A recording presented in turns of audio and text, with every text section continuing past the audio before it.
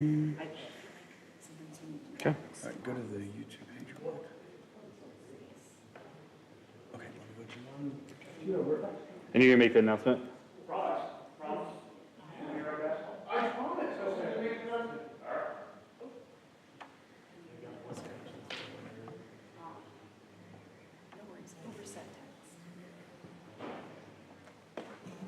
Okay.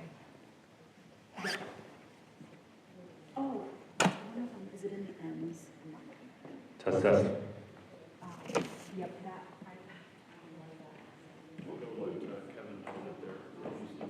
Yeah, I was gonna tell him it's gonna be 5 minutes, so.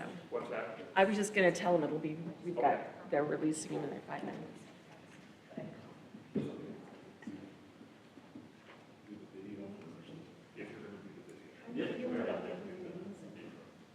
Oh, really? Yeah. That was the, it's kind of neat. Okay. Yeah.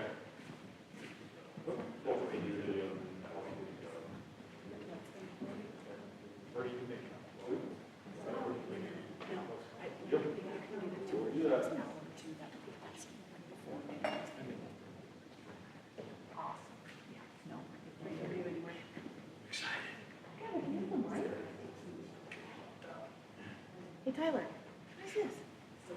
What? What is this? I don't know. Is this not your stuff? That's our stuff. Oh, You, It you looks think like a I know? mic. Huh? it looks like a mic. I think it's a mic. I think that's for this video. No, I don't think it's like one of those. Oh. I don't know. This is all I think. I have no idea. Oh my gosh. Yeah. Technology is not accessible. I am the wrong person to ask. Yeah. Oh no. Oh, God.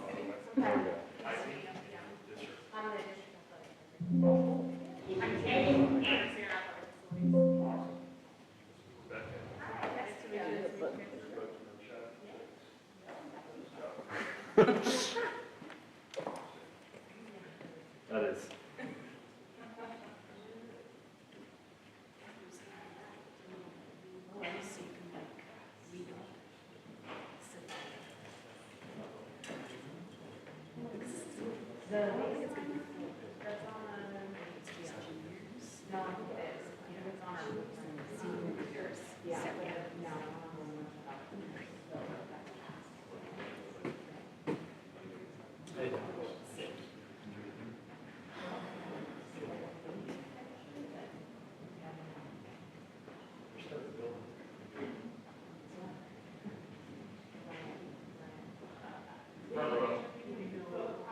They might call you up if you're not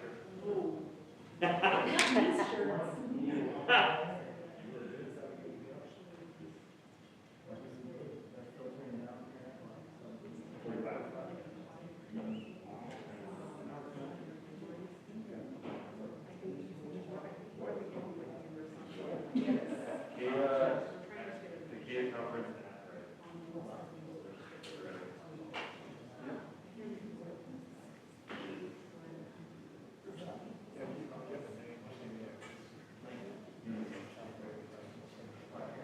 Yeah, perfect. And yeah, we're recording. Fairfax, right here. Okay, thank you, dear. And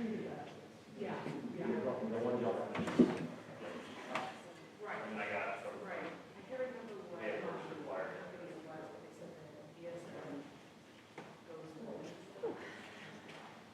Thank you, Mr. Martin. Not just a pretty face.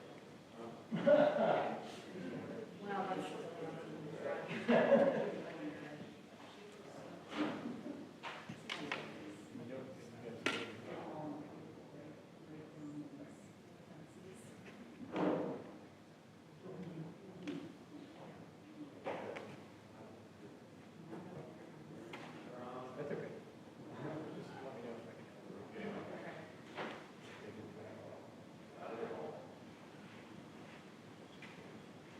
You ready? You nervous?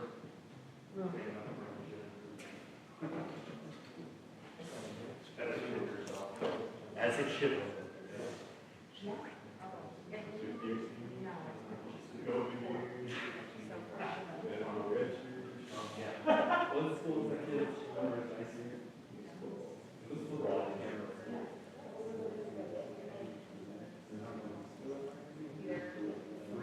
red shirts and another red shirt, Kobe's here. 30 years old.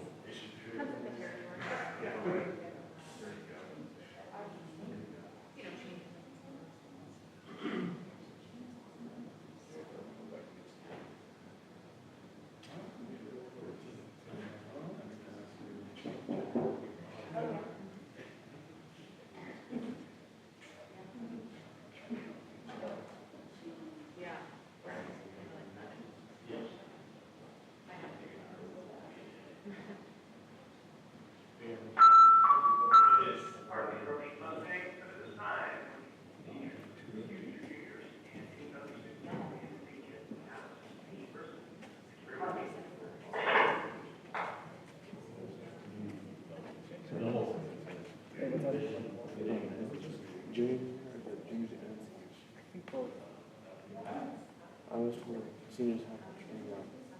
Nope, have a seat wherever, there's not gonna be any open seats. Alphabetical. Figure it out.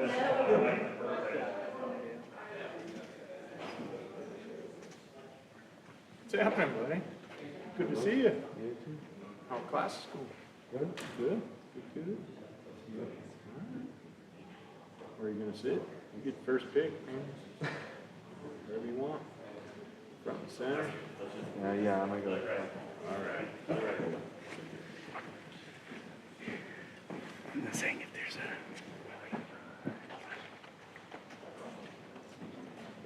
Yeah. Pop. Yeah, good. You're good.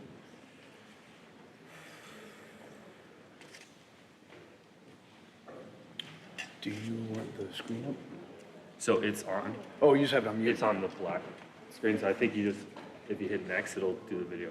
So you said do the video first, and then I'll say my piece. Okay.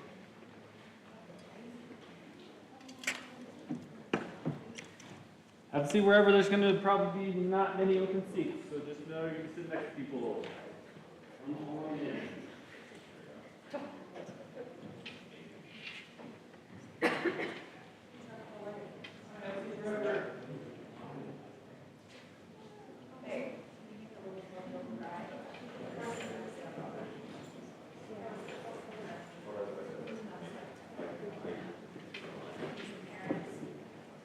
Go and take a seat wherever you want, guys.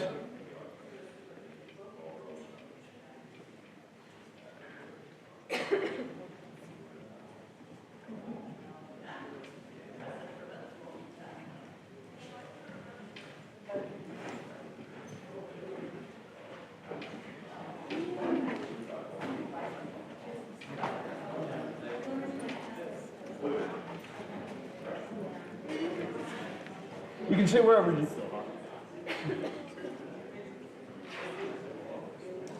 Okay, he thought he needed it, but it's not. Okay, thank you.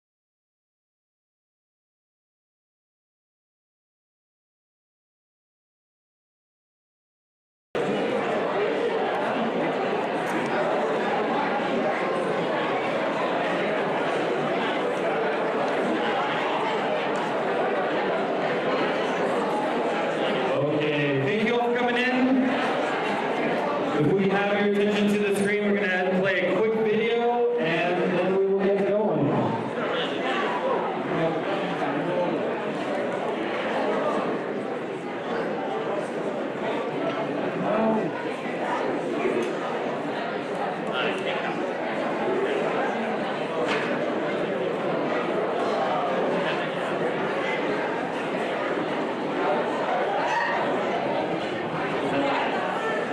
you for your attention.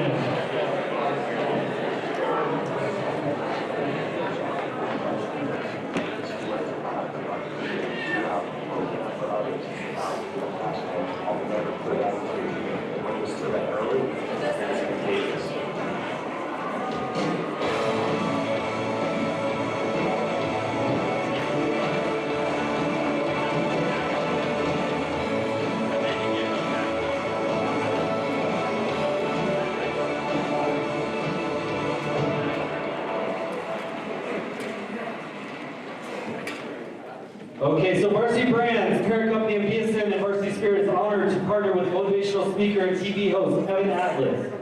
Kevin Atlas was the first Division I basketball player to play with one arm and has dedicated much of his professional life impacting the lives of students nationwide as a motivational speaker and as the host of Varsity Brands' Believe in You series.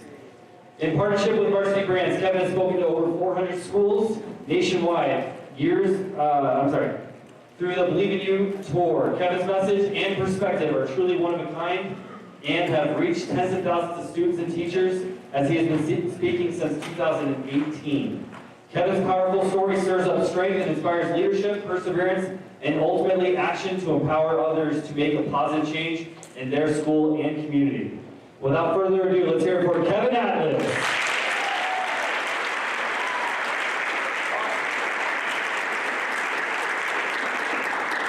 Beautiful faces. Got the juniors, right? And then we're straight into the rest of them. Listen, it's going to be kind of a cool day for a couple different reasons. Those of you who don't know who I am, I was the first D1 pro basketball player to play with disability, traveled the world, to the 49 U.S. states and every continent in Antarctica. But millions of people from all different walks of life, spoken to Google, Facebook, United Nations, face of a multi-billion-dollar company. Your school's not getting charged for it today.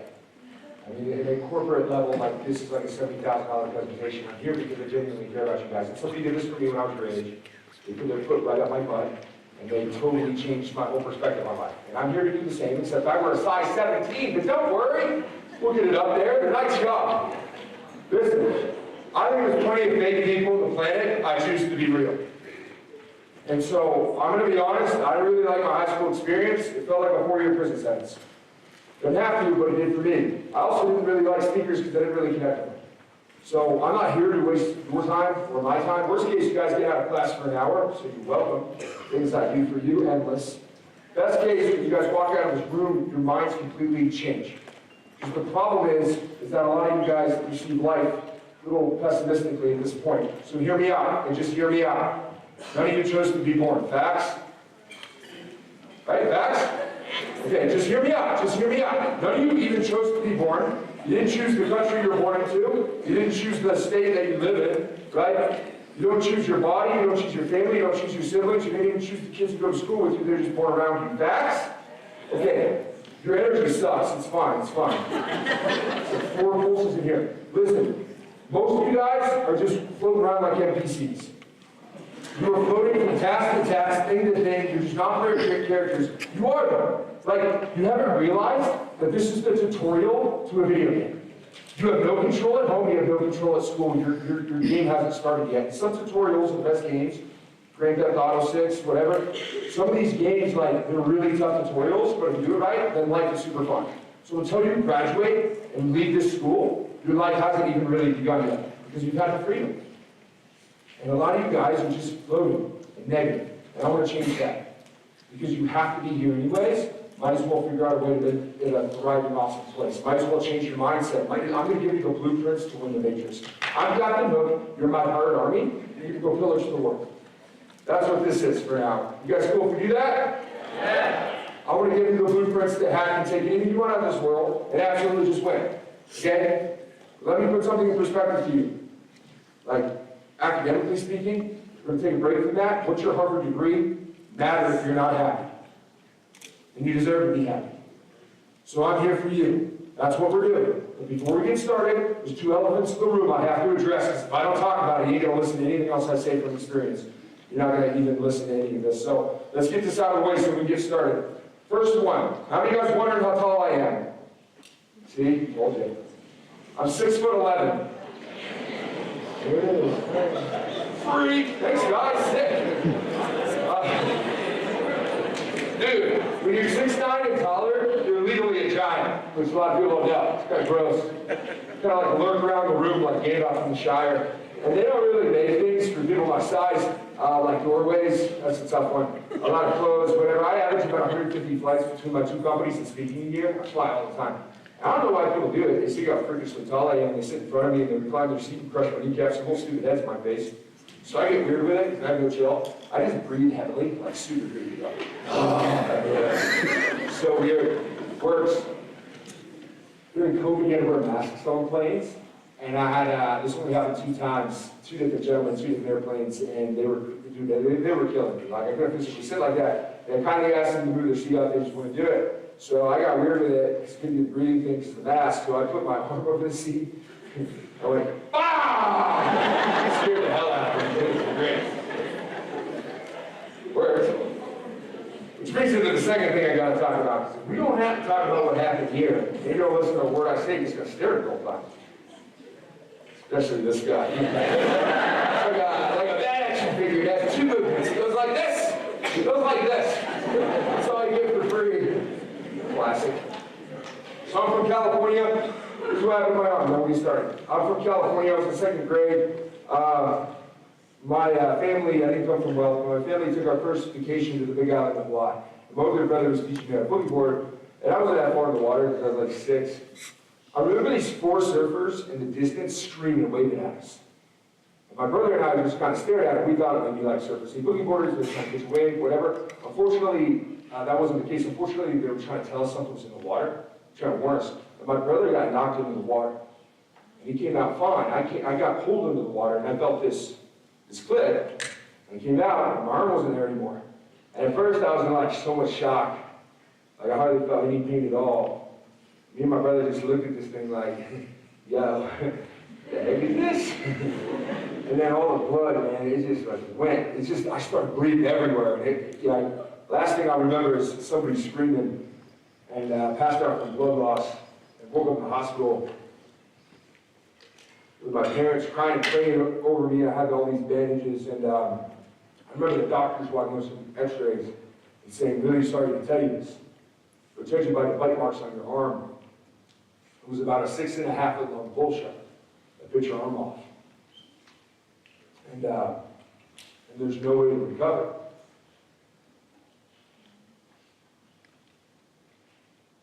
And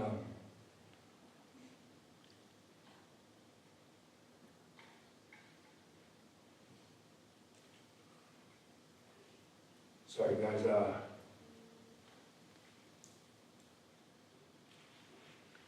sorry, I'm a horrible human. It's kind of a big move. None of that happened at all. Pretty dark, but it's fun to me. That's what matters. I don't care at all. I had a lot of fun with that.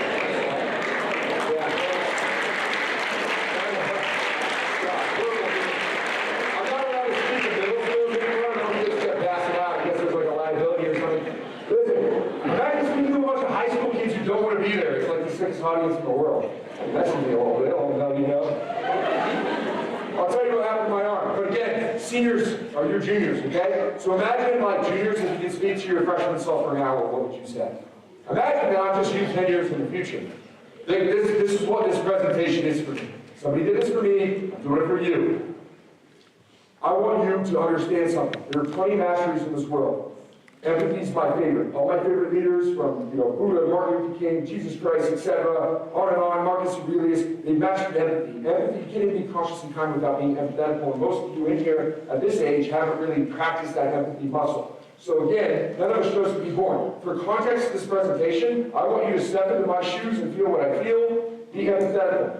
Because I didn't choose any of this. A lot of you guys in this room might be going through it. If you're not, realize the kid sitting next to you might be.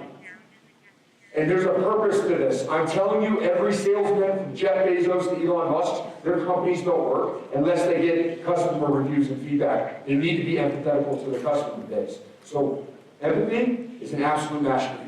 It's the mastery of purpose and impact. And I want you guys to have an impact, whatever it may be, as long as it's positive in this world. But you have to master empathy. Put yourself in my shoes. I'm going to do this for 4 minutes. This presentation isn't about me. It's 100% about you. But I want to give you context in speaking to you. So this is what happened to my arm. Being empathetic, you are me. That's this exercise. I was born on Friday the 13th. I was also born on Good Friday that year, landed on the same day. It's supposed to be left-handed too. God's got jokes. What happened, my umbilical cord wrapped around my neck twice, and my arm got caught between the umbilical cord and my neck, and essentially took my arm off and saved my neck, saved my life, which I think is a pretty good trade. Lots of shots in the womb, baby. Let's go. But when I was born, I had all these complications. Doctors had to revive me twice. They didn't know if I was going to survive or not, if I'd be mentally there. Some of my friends still wonder if I am. But they saved me. And I was born into a household with 2 awesome parents who couldn't get along. I was 3 years old. One of my first memories, my dad came up to me. He said, "Kevin, guess what? You get 2 Christmases now." And I'm like, yes! And they got divorced. And that is horrible parenting, honestly. Hard stuff, like real bad. But the problem is I'm from the Silicon Valley, California, so if you don't know, it's like the tech area of this country. Like if Silicon Valley were its own country, it'd be the 7th wealthiest country in the planet. That's all I was the poor kid in the rich community. My parents divorced, they each worked 2 jobs. If you guys watch South Park, I'm kidding. That's what this was. And my routine as an elementary school kid is I had to get up at 4 a.m. and I had to get ready for school, and we left the house at 5 a.m. so I could go to daycare, right, or somebody's house before school so my parents could continue to work. I got picked up at 7 p.m. at night from Boys and Girls Club. I had great parents, never saw them. Because of that, I felt so far behind academically, I couldn't even read till 3rd grade. You guys still play the game popcorn in class? Choose on each other to read? It sucks. We played in 2nd grade. I was the only kid in class to read, right? Yeah, I never expanded into that area. It was very hot. Not unlike Colorado. Not unlike what you guys have here. Dude, everyone started laughing at me. He's like, it was my turn to read. I was like stuttering. I just couldn't do it. And so like a champion, I got all embarrassed and I threw the book across the room. Pretty sick, actually. And then I walked out of class. I literally hopped the fence and walked home. Pretty boss move for a 2nd grader. I was at home, and dude, I just let myself in. I was watching Pokemon. They were bugging out at the school. Principal thought I got kidnapped. They literally called the police department. They're like, "There's a one-armed kid on the loose. You got to find him." Can't cuff me anyway. Stoppers, am I right? Love don't fit. Works for OJ. That's gonna get that one. It's fun. Yo, I was the stupidest kid in town. I was diagnosed with ADHD as a kid. I was diagnosed with dyslexia as a kid. I had speech deficiency. I couldn't say L's or R's till middle school. Oh, I hated school. I was in anger management, counseling, special needs. They didn't know what to do. Stupidest kid in town. Physically, again, we're working empathetically because I didn't choose any of this. Physically, totally freaking, like none of you chose what like person you got to be. Dude, this is crazy. I'm self-aware. Dude, 5th grade, 10 years old, right? I had shaggy red hair. I looked like Ronald McDonald. One arm flopping around. I was 5'10". I started shaving. It was gross. Going to I'm doing songs in class like the YMCA, and I'm the only one out doing it. The teacher's like, "Hey, why don't you do the YMCA?" I'm like, "Seriously, bro?" This look like an MDU? You know this? Should go about. You happy? You know, and clap your hands. Messed up. Cancel. Cancel culture's strong. Can't cancel cripple though. Crazy. What's your name? Yeah, you. What is it? Kingston? Your name's Kingston. You got the hair of a lion too. That's pretty dope. I love it, bro. Kingston, that's a great name for you. Kingston, I got a question, bro. You want to play patty cake?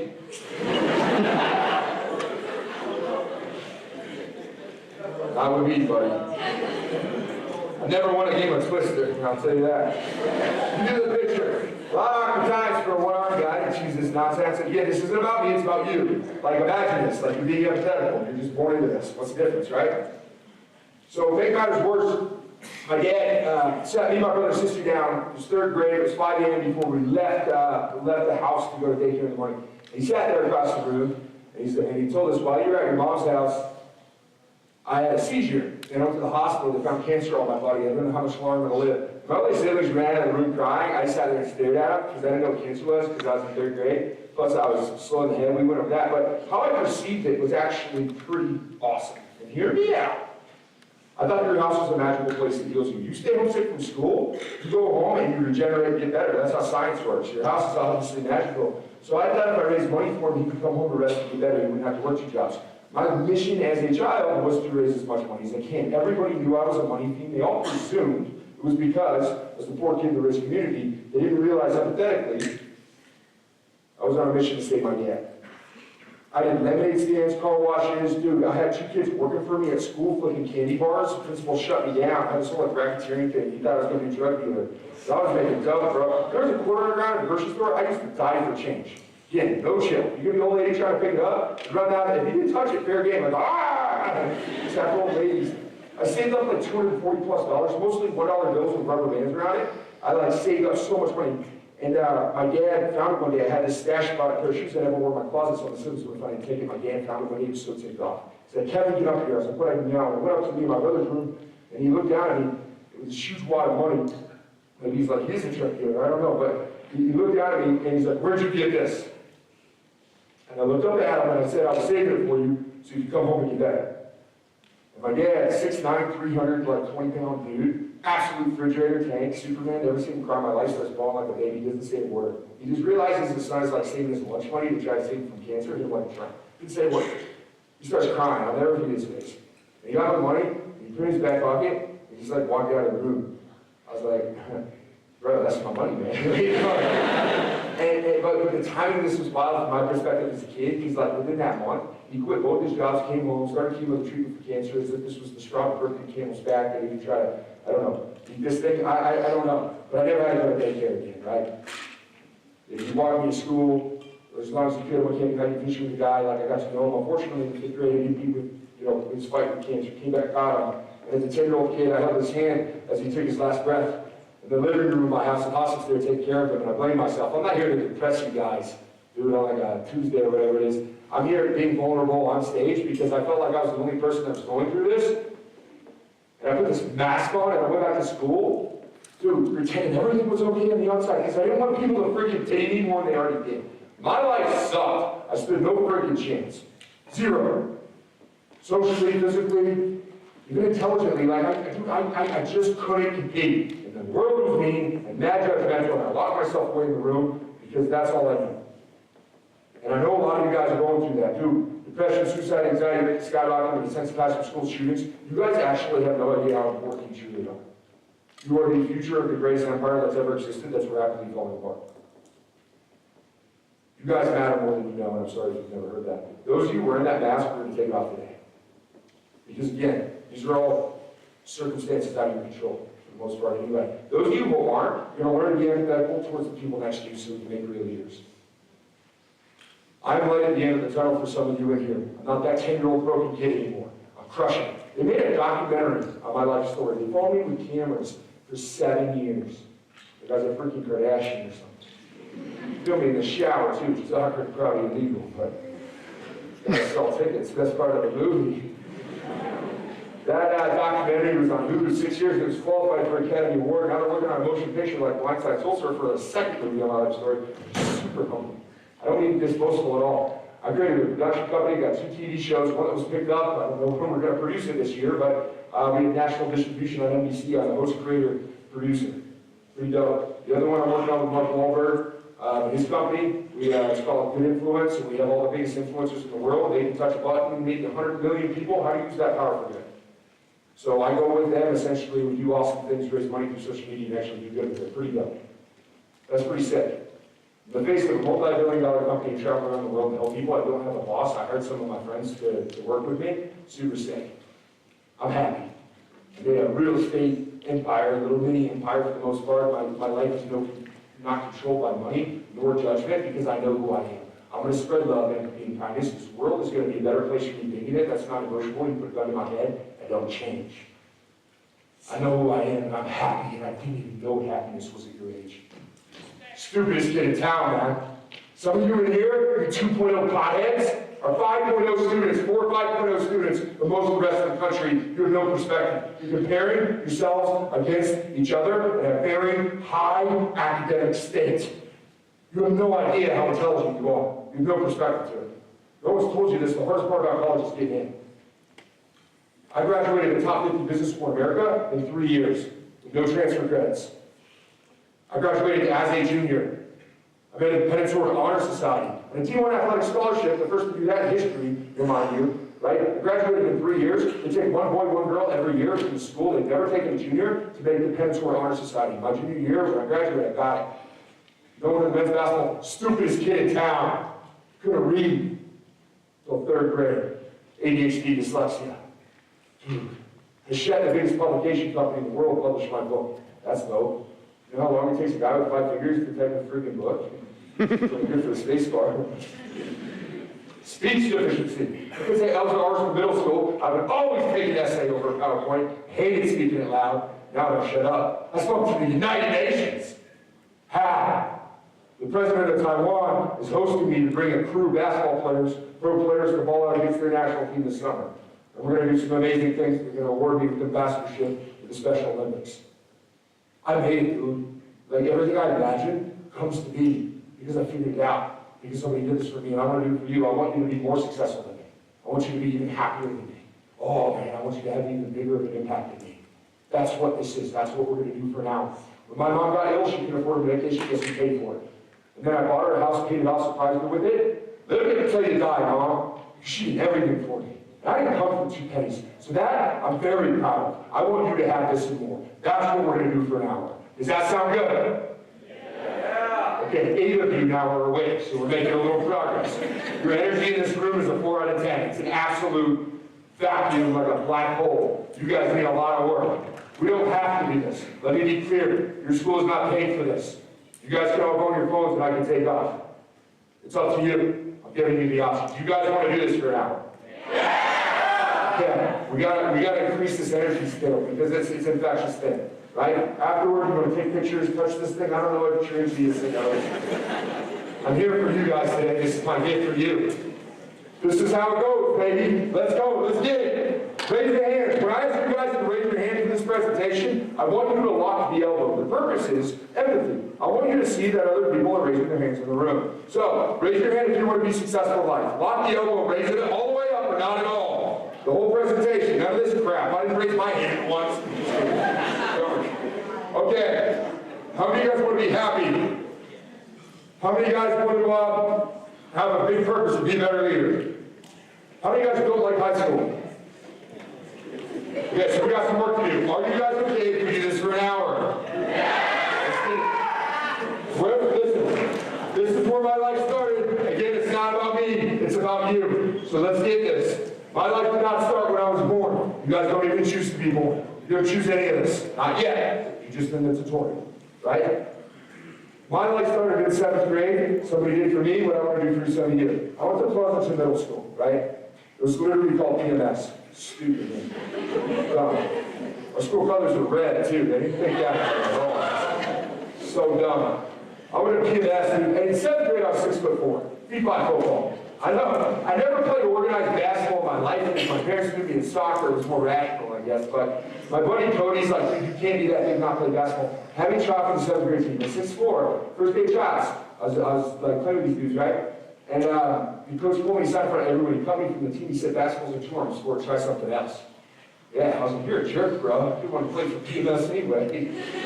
But this is where my life took a turn. This guy in a neighboring town heard about it. I don't know how, but he heard about this. Now, he ran an AAU program. Hear me out. What an AAU program is the travel off-season club team. What does that mean? Imagine San Francisco. Imagine all the senior, junior, and the 11th, 12th grade MVPs of these major high schools in San Francisco all stacked on a nationally ranked off-season team. D1, college bound, NBA type players. Stacked on a super team. You heard about me, the coach of this team, and he had me come try out. Me and my mom didn't know him. I walked into the tryouts, right? And I walked in the door, these guys are like dunking for warm-ups, and I literally said, I'm in the wrong place. And he's standing next to the door, he's like, oh, you're not, you must be Kevin, thanks for coming. We start scrimmaging, and we start dunking on me like crazy. And I mean, like, real mature, everyone's talking about the one-arm kid, but I had no business being on the court. And then Coach blew his whistle, came on the court, did something for me I want to do for many of you, because from the sound of your energy level, you guys need to hear this. And I hope this translates real well over that camera to the rest of the school. He came on the basketball court, right?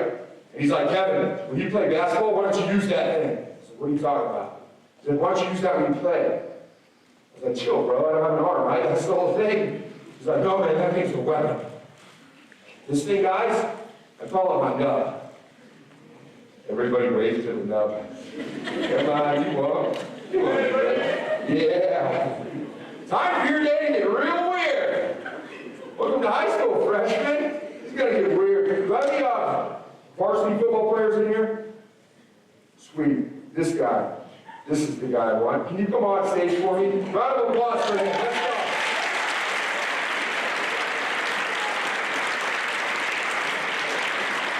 What's your name, dude? What is it? Your name's Kevin? Devin? Devin. I'm Kevin. Nice to meet you. Come here. It's a cute little fella, huh? Little Kevin. You a junior? You're a senior? Oh, you're leadership. That's why. Snuck in here. My man, what position do you play football? Nice. DN and outside linebacker. Okay, so guys, Devin, so you guys understand this magnificent nub, right? Are you guys' bones separate and form, reconnected to the wrist bone? You're like, no, I'm not going to do that. So these are two bones, they're like little daggers.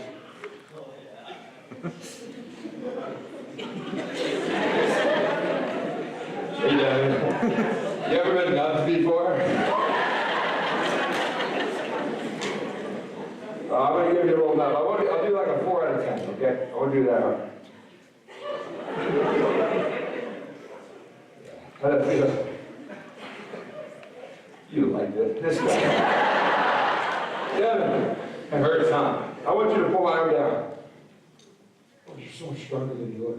Come on, pull it down. Sharks can't catch me anymore. I just walk in the ball, this is like a propeller. Pretty strong, I got a little nut muscle. Come here, buddy. Look at this gorgeous human. Give him a round of applause. He can go sit.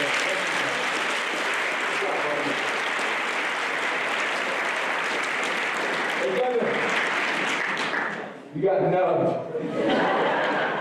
Never be the same.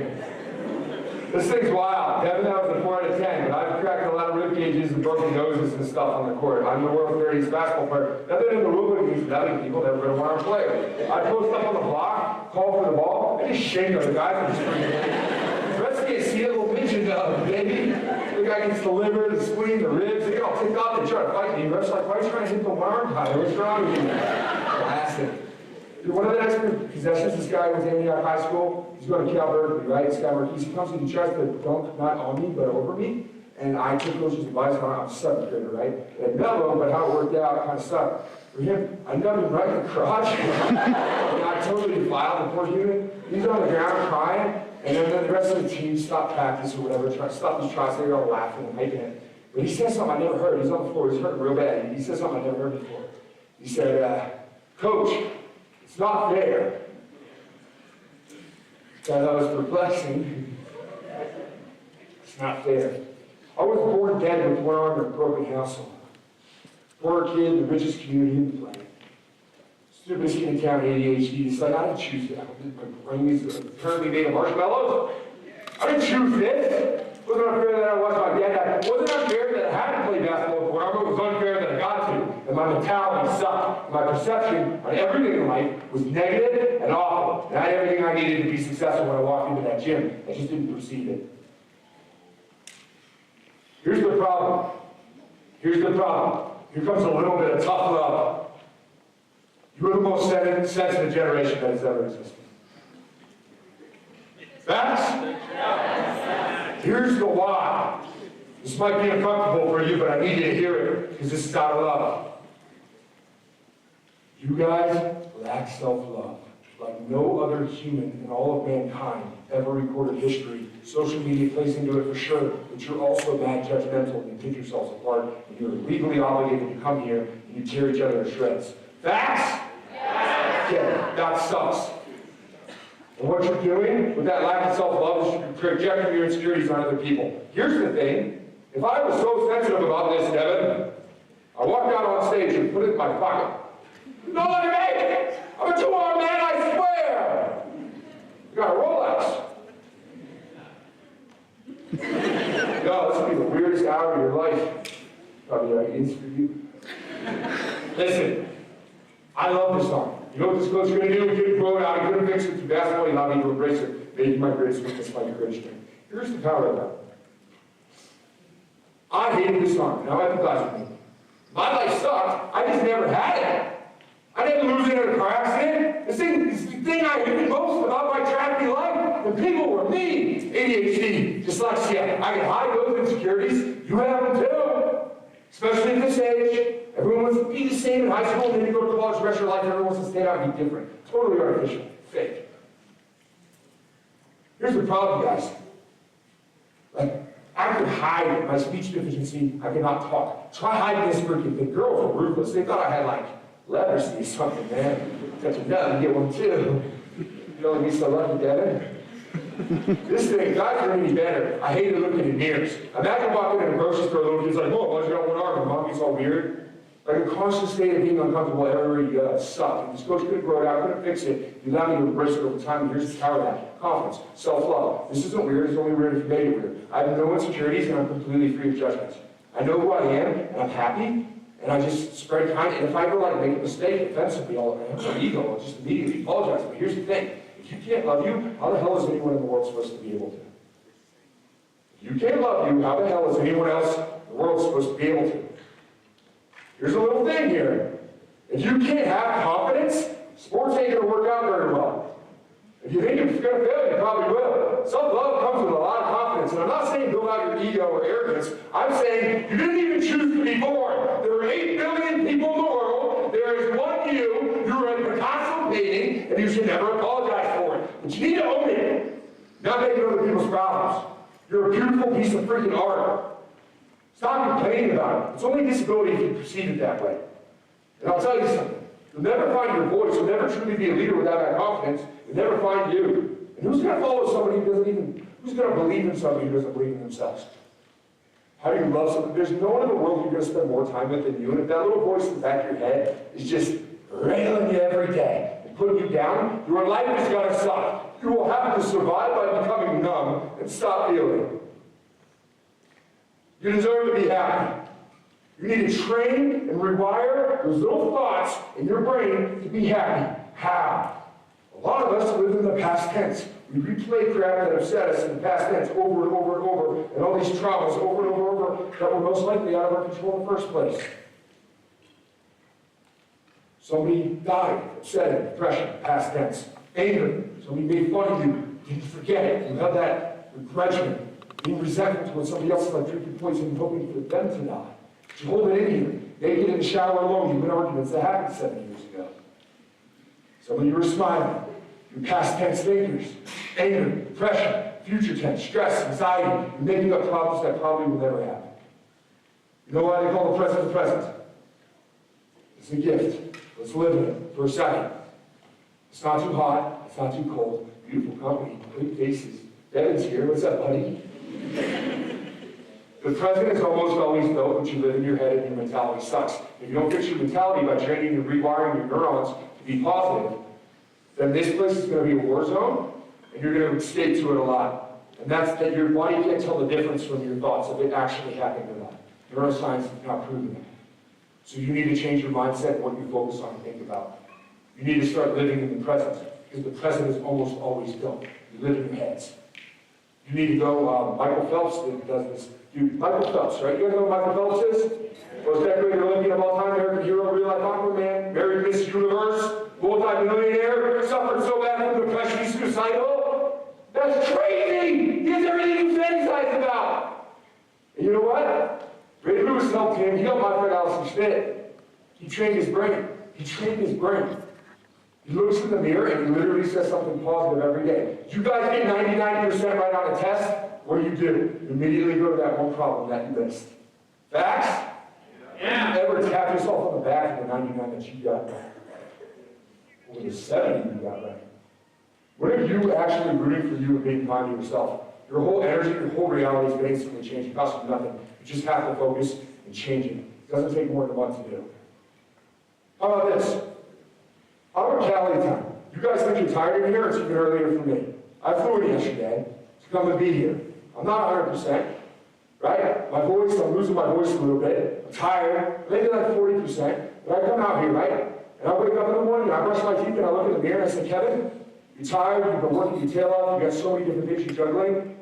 But guess what? You're showing up, bro. I'm proud of you, man. You have an awesome day, you little stuff muffin. When I walk out to that hotel room hallway, I got a smile on my face. Y'all on TikTok till 2 a.m. bringing this energy when you walk through the doors every day. School sucks, man. It sucks. Cool. When I go to bed, I brush my teeth right before I go to bed. I recommend it. And I look in the mirror and I could have the worst day of my life. Guess what, buddy? Tomorrow's going to be better when you survived all your worst days, and I'm proud of you, brother. Get some sleep. Get underneath this stallion. And I go to bed with a positive impression, even on my bad days. You have to start controlling the narrative of your life. Because all the crap you buy, the fidget spinners, whatever you guys do, your vapes, you're literally trying to escape from reality, and video games are so good, and VR is so good, sure. But or, like vacations suck, if your life is so good you don't need one. That's what you want to try to create. You don't want to constantly live and try to escape your reality and try to cope with negative habits through your feelings. Feel. It's okay. It's okay. Feel. Train your mind to love yourself. Everyone else will too. This is only weird if you make it weird. Some of you guys will, I guarantee it happens every time. You will want to touch it afterward. You would never ask that of me. If I had all these insecurities about it, you would never ask that of me. I guarantee. Self-love, baby. And then you're free. If your mindset is messed up, nothing else is going to matter. Again, what's your heart degree matter if you're not happy? You deserve to be. You deserve to be. You didn't even choose to be alive. You were here, gone out of your control. You deserve to be happy. Life hasn't started yet, but it's about to. While we're here, let's make the best of it. Sound good? Yeah. If you do that, you will gain confidence. You gain confidence, you will find your voice. If you find your voice, you'll have a purpose. If it's a positive one. Oh man, then you'll gain your confidence. And then you'll be successful. Let's go. Oh. This is how many guys in here have a goal or dream? Raise your hand. Lock your elbow, raise it up, all the way or not at all. Raise your hand. Look around the room. Raise it up. How many raise your hands? I want you to see everyone raising their hand. Sweet. You. Rise. What's your name? What is it? Emra. Round of applause. Let's go.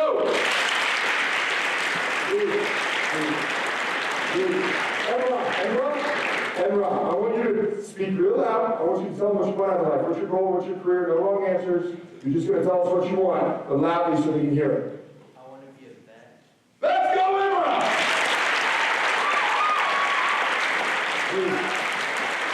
Please. You're being observed. Emra, watch this. It's absolutely fascinating. Raise your hand if you have a goal or dream in life. Give credit where it's due. A lot more hands than I suspected. Still a lot less hands than the first time I know something about that. No, she ain't raising her hand, bro. You. What's your name? Daniel.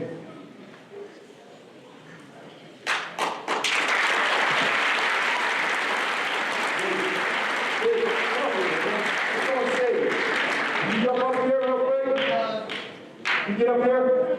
Yeah. Here's the problem. Daniel, you're a junior? I'm a senior. You're a senior? Awesome. Hey, Daniel, do you have any idea why I'm asking this question? You want to see us all be similar to one another? No. I love you, though. That's a good answer. Yes. No, actually, I'm like literally like, I'm baiting you guys. You see, Daniel, do you know what the #1 fear is in all of humanity? 8 billion people, statistically speaking, what's the #1 fear? Do you know? It's public speaking.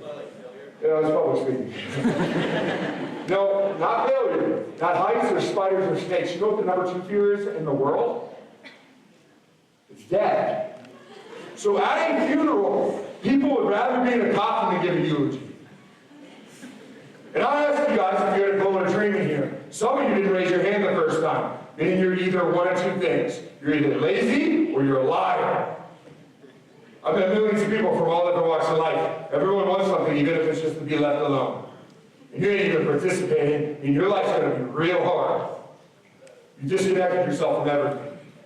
And then I asked Emra, and I had him stand up. Hi, Emra. Yeah, and then I had you back for Emra, right? And then I asked the same question again, and there were a lot less hands. And when I walked past you, a lot of those hands kind of lost confidence and went down. You guys see that? Facts? Okay. Why? Because you were afraid of being called on. Some of you in here are more fearful of the judgment of your peers than you are passionate about your dreams, and you have no courage. And you guys have a judgment problem at your school. Facts? Yes. Yeah, I can tell. And you know what that judgment does? Silences leaders. And when good men and good women say nothing, evil prevails. Historically speaking, that's exactly how the Holocaust happened. And history is cyclical, it repeats itself. You guys need to find your friggin' voice. You need to learn to stand and lead. And that is why when I have somebody stand up, I have everyone clap for it. Because I'm in the business of elevating leaders and supporting people. Instead of tearing them down. Real hard to be in an environment. It's hard to grow a flower in a basement without sunlight, soil, or water in it. And that's what you guys are making the environment of high school. Very, very struggling. You are the juniors, and I'm speaking to the seniors through the classrooms. You're setting up the underclassmen for failure. You need to switch this. We need to get in the habit of celebrating each other so people can find their confidence and find their voice. So, this is what we're going to do. Daniel, this is what we're going to do. I want you guys to cheer for Daniel. Now, I mean, get out of your comfort zone. I mean, stand and cheer and hoot, and I don't do it because your friends are doing it. None of this crap you clap. Okay, I'm not clapping expert, but come on. I want you to pretend I have your dog and I'm on a bridge. If you don't have a dog, you do now and you love it dearly. I want you to imagine if you don't stand up like you won the lottery and scream for Daniel and go crazy for him, I'm going to punt your dog right off the bridge. I don't care at all. I don't care. I want you to get out of your comfort zone and actually give energy. You have one job. We're going to do this on 3. You have one job. Scan the room, observe their faces. Not the ones that don't really participate, but the ones that actually give the energy in 2. On 3. 1, 2, 3, let's!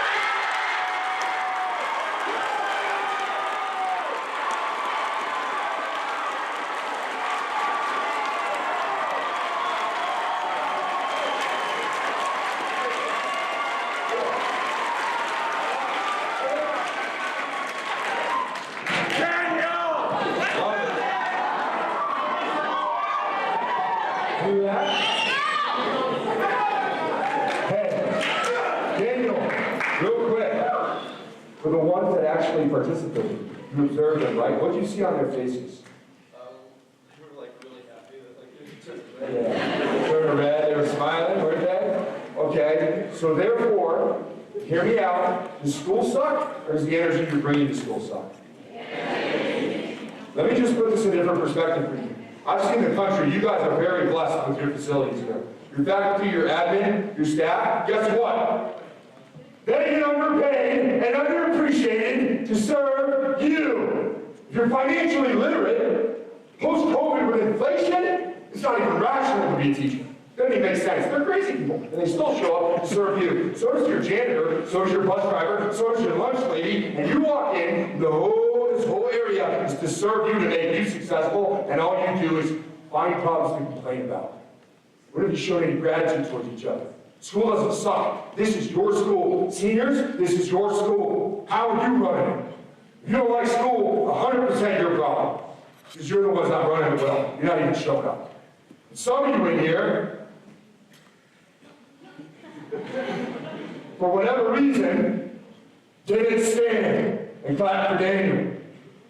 Why the hell, if you don't clap for him, would anyone stand up and clap for you? If you ain't supporting someone else, why the hell would anyone support you? Here's the thing. You don't choose your brothers and sisters. You don't choose the home you live in. That's your parents. That's the life you didn't choose. Guess what? You spend half your time there. You know where you spend the other half of your time? At a school you didn't choose, with people you didn't choose. This is your second home, and these are your brothers and sisters. They have all the same problems you do. You ain't even cheering each other on. You're not empathetic at all. You're judgment. You're cowards. Where's my leaders? So I'm going to challenge you to let go of your pride. And I'm going to challenge you to get out of your comfort zone and feel that energy. When we did that, did you not feel the energy, the ripple across the room? Did you not feel the whole life change? You did, right? Let's do it again. Well, there goes your little puppy Rex. Daniel here is going to tell us what he wants out of life on 3, and then you guys are all going to go ballistic for him. All right, 1, 2, 3. Tell us what you want. I want to play college football. Yeah!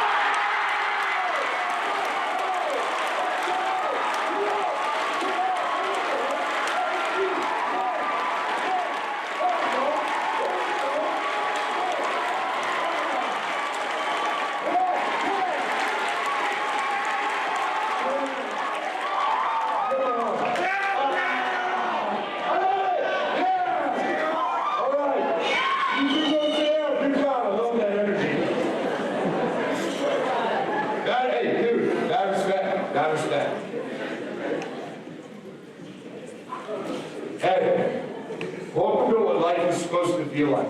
What high school can become, where you guys can all thrive and still dread walking in here every day.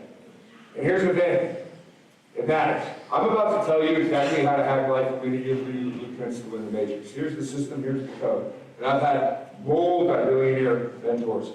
I'm not going to name drop, and I'm not boasting. I've used this financially, academically, I've used this athletically. You want to be a pro football player? Is that you? That was Daniel, huh? Where'd you want me again? I didn't ask you, did I? Daniel, where'd Daniel go? You want to go to college to play football? Where do you want to go to college? I have a scholarship to the University of Washington, D.C. Let's go! Hey, you want to go pro, Daniel? You want to go pro someday? What about you? What do you want to do again? You want to be a vet. So here's the thing. Thank you.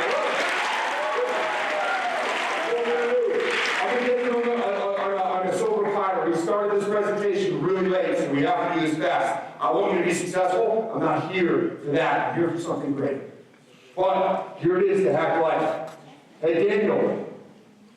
Hey, Devin. I didn't make my 7th grade basketball team. By the time I was a senior in high school, I was ranked top 50 players in California, most populated state in the country. I had to rise to sit there. Thank you, but I'm not here to boast at all.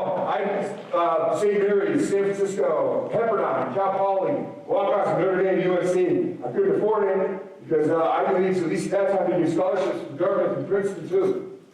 How? I didn't make my 7th grade team. How? Financially. How?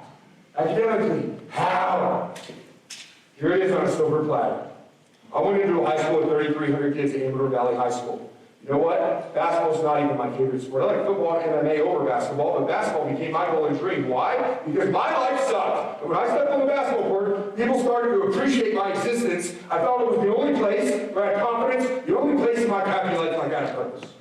Basketball was it. It's all I had. And here's a little thing that you might never have heard. Those of you who are broke, who come from poor households in the room, oh, you're at an absolute advantage in life. No one's ever told you this. You're blessed with a comfort zone. You don't grow in your comfort zone. Think of the best rappers, the best athletes. You know, they're all Hall of Famers. They're broke and come from nothing. 90% of millionaires do not come from wealth. I came from a wealthy area. I'm 33 now. A lot of my kids that I grew up with is still living in mommy and daddy's mansion. I'm doing okay. How? You're less of a distraction, less of a comfort zone. This is how. My coach came up to me. Devin, Daniel, whoa, Batman. My coach came up to me freshman year. He said, Kevin, I know you want to go play D1. I know you, the same guy taught me about the Coach McKnight, right? He said, I know you want to go pro. I know you want to do all these things. Guess what, buddy? It's never going to happen. He says, it's never going to happen. I said, you're a jerk, coach. I'm going to nub you. He looked at me dead serious. He's like, Kevin, I talked to your mom. I know what you do when you go home from school. You go home from school, you eat a snack and watch Netflix. You're a horrible person. And then you come to practice and work hard like every other player in the country is not going to practice and working hard. Who wants to be a basketball player? And then you come home, shower, eat dinner, procrastinate homework most of the time, you don't do it because you're on Xbox or YouTube. You go to bed, the next day you do the same damn thing. Your habits suck, your routine sucks, legends are made behind closed doors. 0.03%, 3 in every 10,000 male basketball players in America get a D1 scholarship. No one has ever done that with a disability. Guess what? You ain't gonna be the first, kid. You ain't got it. You know what I did, Evan? You know what I said? Nothing. I cried like a big old baby. I'm not gonna front at all. I cried like I was hurt. That was me. I needed to hear it. It was me. He just walked away. I felt like a big baby. And here's the problem. Statistically speaking, males in the room, or really all of you, especially at this age, suffer from a disease. That disease is called ego. And it's a beautiful thing.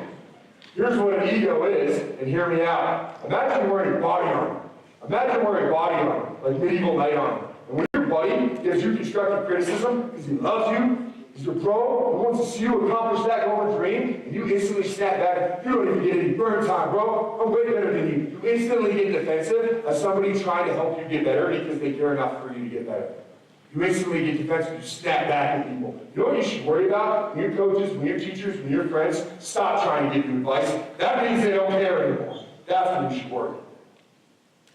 Think about it. And when you drop your ego, then you can learn and grow. I'm not a speaker, I'm not a movie guy, I'm not even a basketball player. I'm not a real estate dude. I am a professional learner, I'm going to learn until I die. I hated high school, I wish I could go back now because all you got to do is learn. You guys don't have any expenses, just going to learn. You get all the time, 7 hours a day of learning. That's so sick. I'm going to learn till the day I die. I'm going to grow till the day I die. You humble yourself. My life sucked. All I had was basketball. So I went up to Coach McKnight the next day. He baited me, as I baited you earlier. And he said, I walked in there, I was like, Coach, this is all I have is basketball. You're right. I need to change this. I took accountability. I said, you're right. Like, I'm not spending my time right. Hey, buddy, you want to be a vet? What did you do yesterday to become one? Study, like everybody else in the country wants to become a vet and just study. Wasted the days, and I was like, it's me. You already got your college scholarship, easy to get lazy, huh? Daniel, what did you do yesterday to become a pro? You hit the gym? Yeah, same routine? Did you get better? Or are you just staying stagnant doing the same exercises? Are you growing off of it? Here's a little tough love, buddy. You're never going to make it. You might get to college, you might not get into PT, you might not go pro. Tough love, still love. Did you let yesterday go without getting a little closer to your dream? Because the difference between you and Elon Musk when it comes to time is nothing. We all have 24 hours in a day in which you would define you. And here's the thing. Most of you guys are so freaking distracted, it's so easy to absolutely win at life because everyone's looking down and crazy people like me are looking up. You're in your comfort zones. I asked my coach, hey, I got to make it, man. All I have is basketball. How can I make it? He said, I'm glad you asked how. How became my favorite word. What's my favorite word? How. What's my favorite word? How. Everybody in the world wants something. The people that obtain it figure out how. It's action. Everyone has the fantasy. The mindset's half of it. Self-love, optimism, that's of course going to be the leader, right? Empathy. It can all happen up here. But without action, you're robbing the world of your genius. It doesn't matter. You're the thinking man. Sit there and live a fantasy until you die. Actions have the ingredients. So I asked how, he's like, I'm glad you asked how. Kevin, scientists believe it's in 3 million years to evolve the human brain. It takes the average person 21 days to rewire it. What does that mean? Do you think when you blink or do you just blink?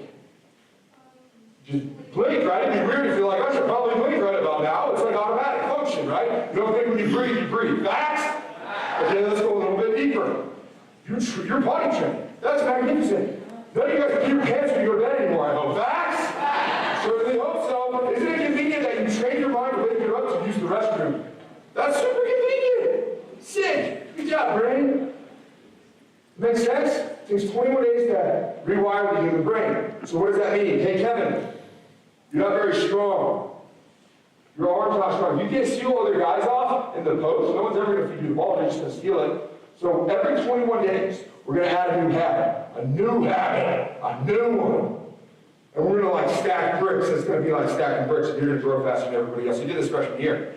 So he said, Kevin, first thing, he had a duffel bag, a suitcase in his office full of bricks. He gave it to me. He said, when you go home from school, put your backpack on the floor, put the straps around your arm, lift it 100 times. As you get stronger, add more bricks. Still go inside. Eat a snack, watch Netflix. Doesn't matter. This isn't a New Year's resolution. You're not getting rid of a bad habit. You're just focusing on your dream, your goal. You want to be a basketball player. 1, lift back and bricks 100 times. Keep that piece of paper on the ceiling over your bed. You're going to see it every day. 21 days later, we're going to put 2. You're going to do them both. You're just going to grow. So I'm just pretty strong, ain't it, buddy? Yeah. Second thing I did, 1-arm push-ups. I don't know why I watch commercial breaks. Why do I watch? I couldn't afford any of that stuff anyway. So beginning to end of commercial breaks, I did 1-arm push-ups. 21 days later-ish, I'm Ryan Duffy's house watching TV with his parents' commercials come on. I start doing push-ups. They're like, what are you doing? I'm like, I'm sorry. It's like, believe me. How many days to make a habit? How many days to make a habit? Here's the thing. When I got good at this, stacking habits, guess what? I put in a hard one. I had such severe asthma, I couldn't stand a basketball court more than 5 minutes at a time. I ended up in an ambulance from an asthma attack in 8th grade. It cost my mother $3,000 in a medical bill she couldn't afford. It wasn't covered with her insurance. So, guess what? When I got good at stacking habits, I woke up at 5 a.m. every morning in high school, which was like sleeping in an hour for me, for my elementary school experience. And then I put hard-boiled eggs on the burner to eat those egg whites for protein. And then as I boiled like 6 eggs, I went outside and I ran 2 miles around this big block. And I came in, I ate the eggs, and I showered and I went to school. Raise your hand and be honest. How many of you guys think that running 2 miles before school every day is a lot? Yeah, there it is. It's 20 minutes if you're slow. It's okay if you're slow. 10-minute mile for an athlete is very slow. It's 20 minutes if you're slow. You're the bastard, don't worry about it. It's 20 minutes if you're slow. You have 20 minutes 72 times a day. You got no closer to being a vet. 2 miles a day, 5 times a week, 10 miles a week, right? 40 miles a month. You know you could grow asthma? I didn't. I never needed my puffer anymore. My endurance was so good I never had to come off the basketball court and said what that did to my stats. Pretty sick, huh? Yeah. They featured me in the Super Bowl edition of Sports Illustrated, gave me a full page. He said, twice as amazing. They called me a gazelle because I was so fast. They called me something cool like a lion, like Mr. Kingston over here. But dude, freshman year, Kevin, guess what? I got Most Improved Player Award. Sophomore year, Defensive Player, Most Improved Player Award. Junior year, MVP, Defensive Player, Most Improved Player Award. Senior year, MVP, Defensive Player, Most Improved Player Award. Which award do you think I cared about most? Most Improved. I grow faster than you. Every highly successful person in any craft has something called self-discipline. It is the mastery of success. His empathy is the mastery of impact. His optimism is the mastery of leadership. If you have self, no one just accidentally becomes very successful. Unless you guys are a part of a trust fund, you win the lottery. But even then, are you pursuing your dreams or do you just have a lot of money? Self-discipline. How many days do you have it? Braces don't work in a day. I do not care how hard you tighten them. But a little pressure over time makes for a beautiful smile, doesn't it? Don't let a day go by without getting closer to whatever dream or goal you have. And as you grow up, just refocus those goals, but always do 21-day habits towards them, and you'll attain anything you want. I'm not better than you. I know where I'm from. How many days do they have it? That's for you. You're welcome. There's the blueprints to take anything you want in life. Statistically speaking, almost none of you will actually go home and pursue that. But those who do, guess what? You're dominating this dangerous. But I'm not here for that. I'm here because I genuinely care about you guys and I want you to be happy. And there's a big issue with the American youth that I hate, and I want to change it, and so let's get into it. Here's the problem with high school. The judgment sucks, sure. There's a lack of self-love and sensitivity, sure. Maybe you guys don't attach all the subject matter. Maybe it's an outdated system. Maybe, okay? But hear me out. Hear me out. The number one problem with the American youth, and it's not your fault, it is absolutely something that's apparent that you need to know. You've been manipulated. You all want to be appreciated, but you're so slow to appreciate others. And me, myself, and my generation. Millennials actually were like this too. My goals, my dreams, my stats in sports, how many followers follow me in social media, who I'm dating, what college I go to, my dreams, iPhone, iPad, me. Who cares?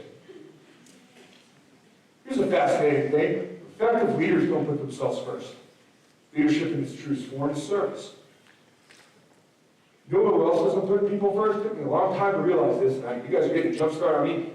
People that are happy, truly happy, don't put themselves first. You guys walk in and all you care about is you. And all of you do that. You all want to be appreciated, but you don't appreciate each other. You aren't treating each other like family. And then people show up and they're like, why here? Why should I get up and clap for anyone else when we clap for me? And then that ripples, and that negative energy just ripples. If you're not understanding this, let me show you. It's fascinating.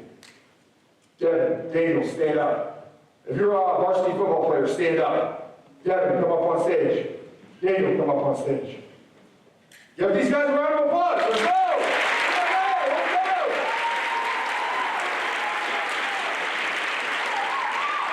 Okay, watch this. It's absolutely fascinating. What's up? Got a couple of seniors in the room. Let's go. All right, fellas. Got a question for you. You guys want to be better leaders today? Can you be honest with me? Gotta do this quick.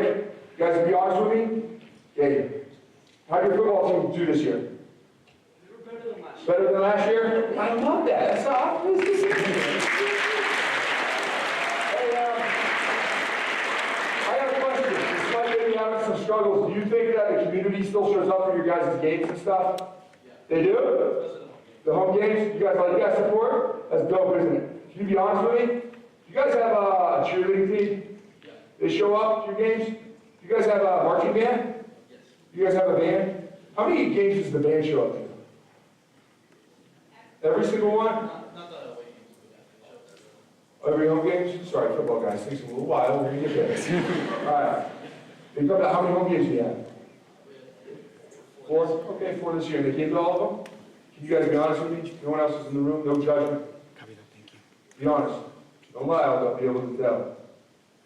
How many band concerts you been to?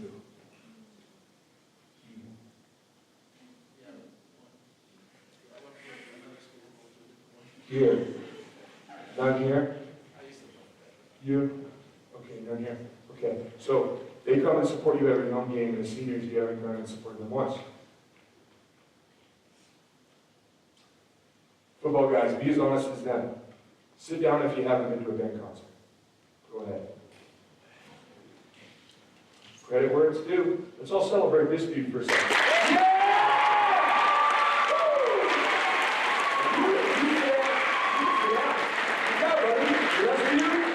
Football players who haven't, can you stand back up? Ooh, nuts for everyone. Let's clap for them. No, we're not clapping for them right now. Here's that tough love, baby. Let's go. Your juniors, sophomores, freshmen, they're watching you. You get all the love and all support. Coast to coast, football, correct me if I'm wrong, men's basketball, team's good, volleyball, if you have great school spirit, everything else is a crapshoot. You all work your asses off, and you don't get any support for the most part. Facts? Yeah. Me, myself, and I. So why would they care? If no one's showing up for them, then they become a clique. And you become a clique, you have judgment and gossip. You have judgment and gossip, you have kids sitting alone at lunch feeling like they don't matter. And you, if you have that, eventually you might have suicides. If you need help, go get it. You have awesome counselors here. And below that is shootings, guys. It's all interconnected. You guys have an apathy problem. No one cares about being here because you aren't caring for each other. This is a dysfunctional family, and you guys need to change the culture. What's my favorite word? How.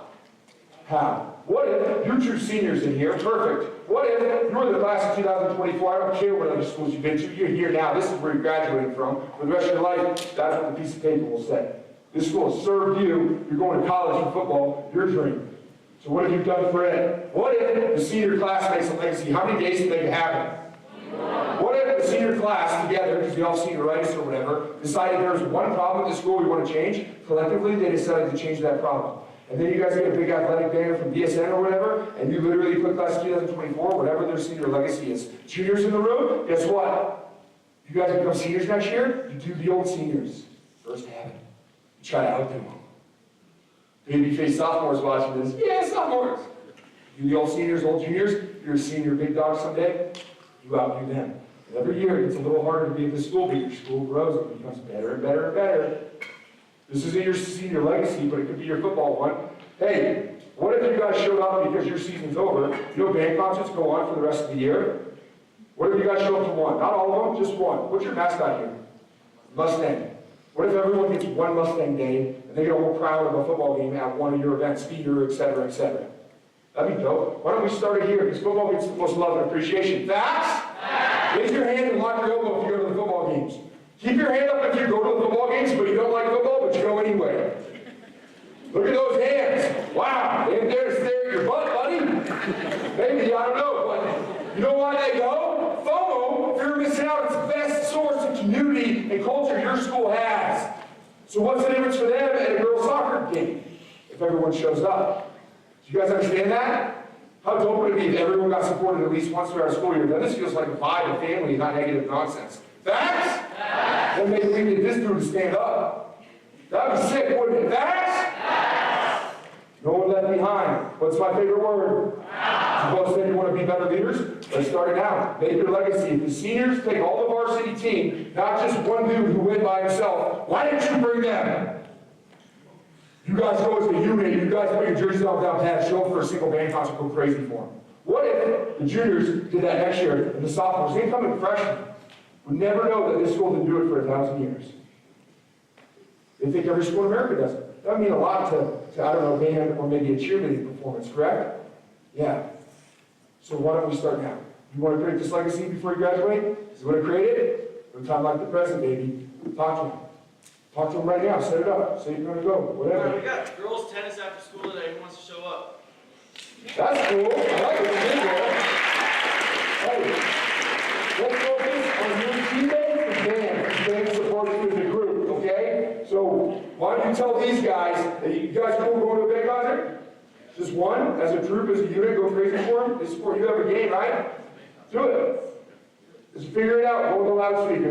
That's your role. When's the band concert? You're gonna go on the loudspeaker one of these days. Once you figure that out, buddy, and you're gonna invite everybody to it. But you know who's at least gonna show up? You guys. Sound like a deal? Let's go for band, everybody. Let's go!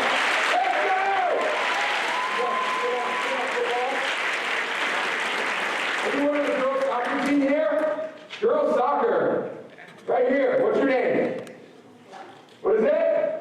Right here. She's on the soccer team. You on the soccer team? Oh, what's your name? Sean? Hey, wouldn't it be sick if, like, you're on the soccer team too? Wouldn't it be sick if you had, like, the whole crowd, like, the community supported just one of your games? Like they did a football game? That would be pretty dope, wouldn't it? Wouldn't it? How many band concerts have you been to? So why the hell would anyone show up for you if you're not showing up for them? This isn't me attacking football. It's all of you. I'm making a point. We all want to be appreciated, but you ain't showing up for each other. What's my favorite word? Everyone gets a Mustang Day. I'll work with leadership after this presentation on that. But you can do that as a group. If you're not part of a group, you can do it as an individual at any time. What's my favorite word? What is it? Let's see. You rise.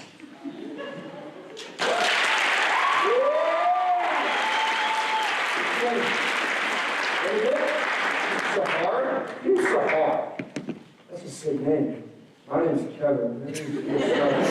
Sorry, Devin. It ain't much better. Her name's Sahar. That's like a legendary name. Hey, Sahar, what grade are you in? 11? Well, guess what? First off, Spikes National. I love your glasses. They're sick. And your necklace. You're killing it today, girl. Hey, I'm sorry if the senior class and the classes that came before I've never shared this with you as a junior. But the school is very lucky to have you. You got a cool energy about you. You got a sweetheart, I can tell. You meet a lot of people, I can tell. And hey, I know you don't know me, but you don't choose your brothers and sisters. You also don't choose who you go to school with, and that's your second family. So guess what? If you ever see me in the hallways, if you ever need anything, you come and say what's up. Because I got your back. You understand? Whatever you need, I got you. So to be your brother. And if you walk past with the earbuds and you don't see that beautiful smile of yours, I'm going to get you. No, I'm just kidding. So the school's very blessed to have you.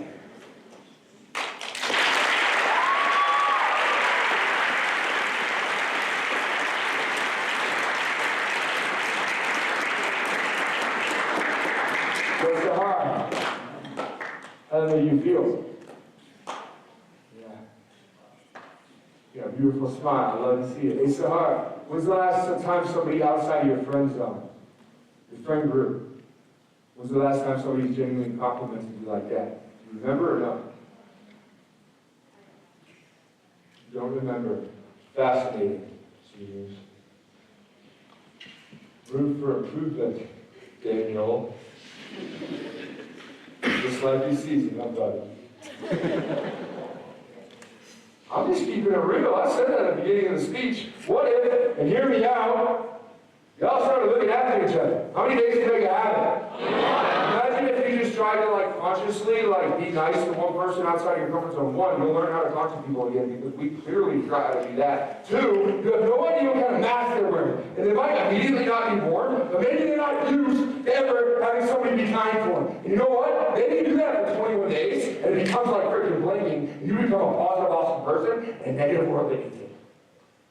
Maybe you become mature. You don't feed into the play or be a bystander. You just watch it. Maybe, hear me out, you can be way happier and spread it too. Maybe that's a simple choice. How many days today you have it? I highly recommend that you do this. My life was literally saved by 2 kids, 2 seniors who did this. Not to me, somebody else at school that therefore saved my life. Fascinating. I'm literally alive because of this. That's why I'm here. This is what happened, Daniel. This is what happened, Daddy. My senior year, I was going on campus getting recruited by all these schools, right? Fascinating. I sit in my English class. Mr. Bachman's English class. I get a call on my phone from an area code. There's no numbers behind it. I've never gotten a call to this page, but just 3 numbers. Super sketchy. But Mr. Bachman wasn't looking. I picked up my phone in class. If you have a phone, I'm not encouraging that. But I wanted to see who it was. So I was like, hello? And they're like, is this Kevin? I said, yeah. And they said, this is the White House. And I hung up on them. That was a prank call. Not bad. They called back and I just excused myself in the hallway. They're like, is this Kevin? I said, yeah. And they said, this is the White House. The President of the United States signed the news inspired by you. Says you're one of his heroes. Wants to meet you. Would you be interested? As a 17-year-old kid, I was like, yeah, let me check my schedule. Pencil him in. That sounds sick. Talked to him for a little bit. I walked back into class and talking. I was like, Kevin, what are you doing? I was like, the White House called me. He didn't believe me, bro. He's done with me. He's like, shut up, kid. About 3 weeks later, Mr. DPO's math class, I'm sitting in the back corner of it. And I remember this so vividly because it's so sketchy. 2 Secret Service dudes walking in past and I can hear about it. Like, Kevin, come with us. We're going to kidnap you. You know what the worst part was? No one said a word. Tell me how you really feel. And they put me at SUV in front of campus, and then I was taken to San Francisco Airport, where I met up with my stepdad and my mom. But the President of the United States flew down on Air Force One, came off the staircase, did that big little wave thing, shook my hand. Kevin, it's an honor to meet you. Huge inspiration. Spent 40 minutes with the same kid that didn't make his 7th grade basketball team because some dude told me that basketball is a team sport. And I said, screw PMS. I embraced this. I changed my habits, changed my routine. By the time I'm a senior, I'm recognized by the most powerful person in the world for balling out with one arm. And it sounds cliche like a bumper sticker, but it's so true. If you can believe in you, then you make a world of believers. But if you can't believe in you, you're screwed. You got to change that mindset first, then you got to put it into action. It's that simple. Catches, I was born on Friday the 13th. I had a game that night, and I had to rush back to the game. And they actually postponed the game for this diva because I was spending too much time with the president. I got stuck in San Francisco traffic. Got a couple of cars to escort us out of traffic.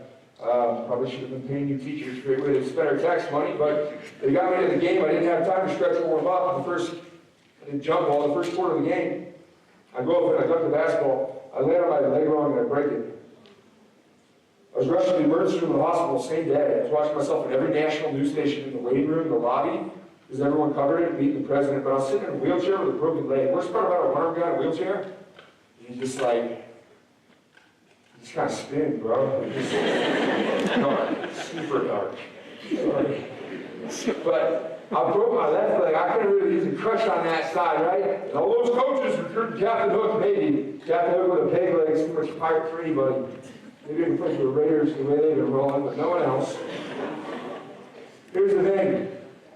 All I had in my crappy life was basketball. A lot of those coaches wouldn't even pick up the phone. I broke my left leg. This is my senior year. And all I had was basketball. That stupid documentary camera in my life. How are you going to meet the president and break your leg the same day? It sucked, dude. I didn't have nothing. This is all I had, and I just didn't know how to process it as a senior.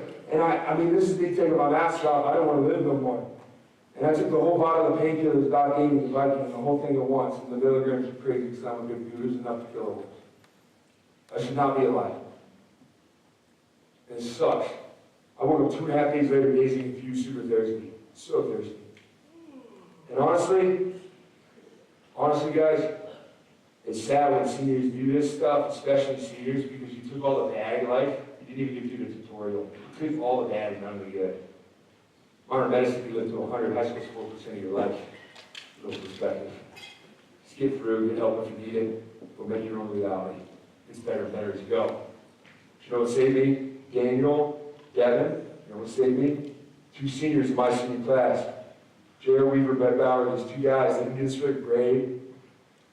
See, they did something at my school that had a profound ripple effect. I went to school with a sophomore. The sophomore's name was Josh. And I want you to listen to this. I went to 3,300 kids at my school. Josh had a super rare disease. At the beginning of this presentation, I asked you to empathize and put yourself in my shoes. Now I want you to empathize and put yourself in Josh's. Josh has a disease where his hands, his feet, and his head grow. His body doesn't. His hands, his feet, and his head are the size of a 16-year-old kid. His body's the size of a baby.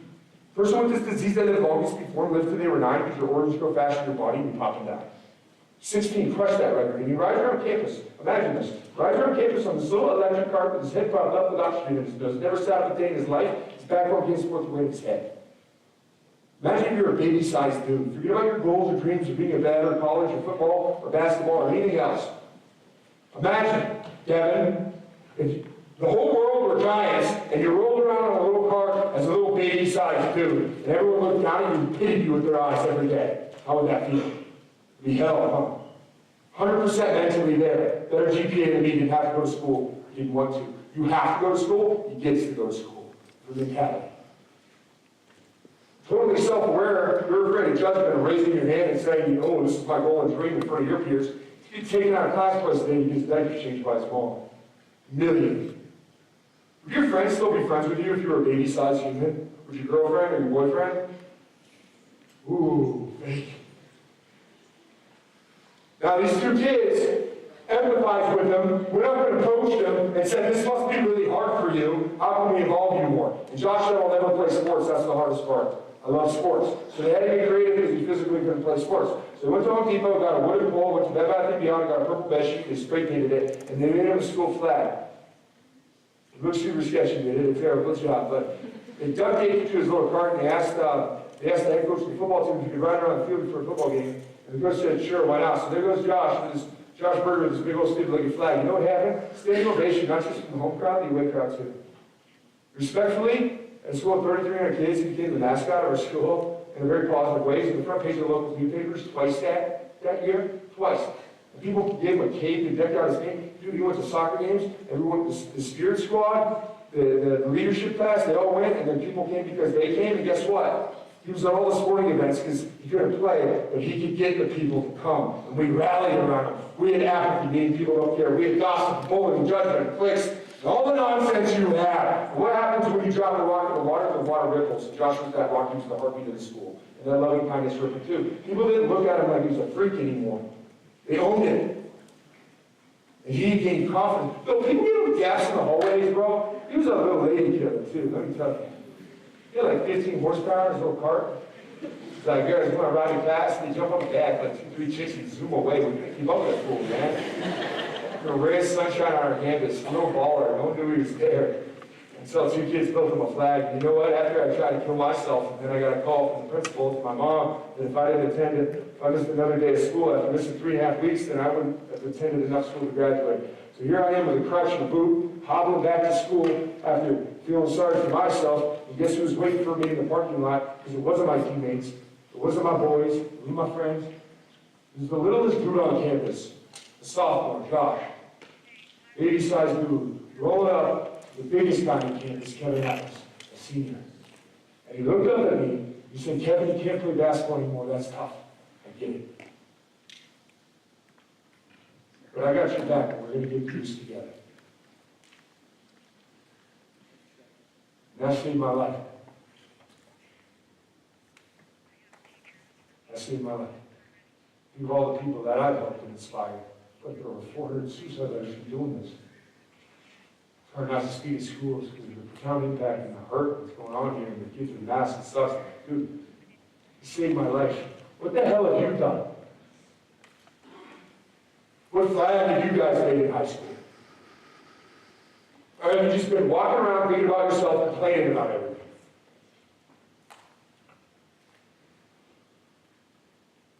Hey, Devin, Do you remember 8th grade that well, or just bits and pieces of it? Part of it? Hey, Daniel, do you remember freshman year, just bits and pieces? Yeah, not really? Yeah. How do you think senior year is going to be in 10 years if you keep floating? Stop floating. Wake up. You have the ability to do some marvelous things. You matter more than you know. And if you don't believe me and you never heard that, let's meet in the middle. You don't think you matter? I believe you do. Let's meet in the middle. You can matter. Wake up. Snap out of it. How many days can you have? If you want to do self-discipline to accomplish anything you want, there it is. But I highly recommend that you don't leave and just walk around and don't go give somebody a freaking compliment like your favorite teacher with a big hug or coach or somebody. Just go start being a nice human being. What do you have to lose, man? 21 days, that becomes your natural state of mind. It's just your standby mode, helping people, loving on people. That is sick. Josh saved my life. You know what's funny? Basketball still worked out for me, didn't it? So did life. I got a beautiful smoking hot wife now. Mom's Sports Illustrated. I don't know where to put that ring, but we made it work. I got, yeah, you love her, buddy. She's great. I got a 3.5-year-old son who's the coolest little dude in the world. Size of a 5-year-old. He's going to be bigger than me. Plus, he's got 2 hands, so get his autograph now. I got my baby girl. I got a daughter who turns 1 next week, and she has the cutest little smile, little dimple smile in the whole world. She just started walking. Thank you. She's the sweetest. Stole my heart. And you know what? My kids shouldn't be alive, because I shouldn't be alive. You think somebody built a flag? What have you done? What legacy are you leaving behind? How are you setting it up so these freshmen and sophomores have a better experience than you did? So easy. You only got 6 more months in prison, or a year and a few months, right? What about them?